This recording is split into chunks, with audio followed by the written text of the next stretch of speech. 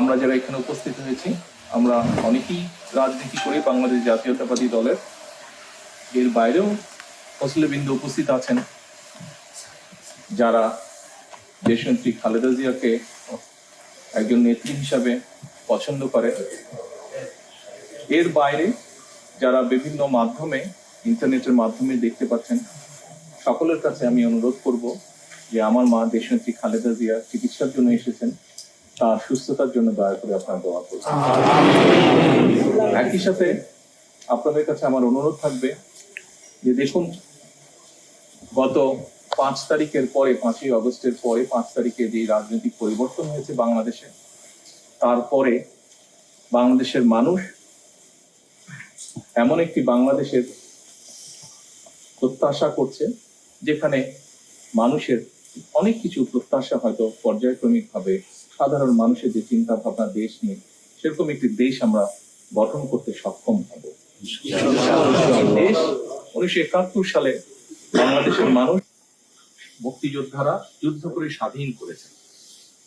আপনাদের কাছে আমার অনুরোধ থাকবে যে আসুন, যেই বাংলাদেশ স্বাধীন করার জন্য যে মানুষগুলো জান কোরবান করেছেন তাদেরকেও আমরা আমাদের দোয়ায় আজকে শামিল রাখবো। একই সাথে বাংলাদেশের যে গণতন্ত্র বাংলাদেশের মানুষের প্রত্যাশা, সেই গণতন্ত্র অনেকবার পুনঃপ্রতিষ্ঠা করার চেষ্টা করেছে, আবার ষড়যন্ত্রকারীরা সেই গণতন্ত্রকে ছিনিয়েও নিয়ে গিয়ে। কিন্তু দেশ স্বাধীনের পর থেকে, বিশেষ করে 90 এবং পরবর্তীতে যে স্বৈরাচার দেশ থেকে পালিয়ে গিয়েছে 5 তারিখে, সেই স্বৈরাচারের সময় বিগত 15 বছর বিএনপি সহ অন্যান্য বিরোধী দলের বহু নেতাকর্মী শহীদ হয়েছেন, গুম হয়েছেন, খুন হয়েছেন, অত্যাচারিত হয়েছেন, নির্যাতিত হয়েছেন।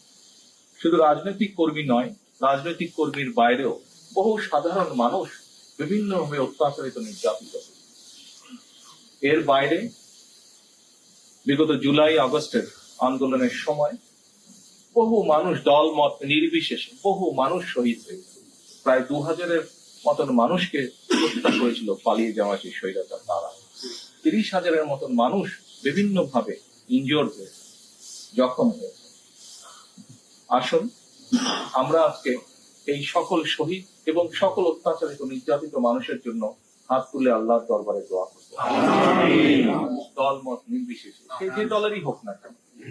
একই সাথে আমরা আল্লাহর কাছে চাইবো আজকে হাত তুলে যে প্রত্যাশা নিয়ে বাংলাদেশের মানুষ নিজের দেশকে একটি ভালো জায়গায় দেখার জন্য ভবিষ্যতের দিকে তাকিয়ে আছে, আল্লাহ যাতে আমাদেরকে সেই তৌফিক দেন। আমরা যারা বেঁচে আছি, আমরা যাতে প্রত্যেকে সেই বাংলাদেশের মানুষের প্রত্যাশিত দেশ গড়ে তোলার ক্ষেত্রে অবদান রাখতে পারি। পরিশেষে আসুন, দেশের মানুষ, দেশ সকলের জন্য আমরা যাতে আজকে দোয়া করি, সেই অনুরোধ জানিয়ে আমার বক্তব্য শেষ। আসসালামু আলাইকুম।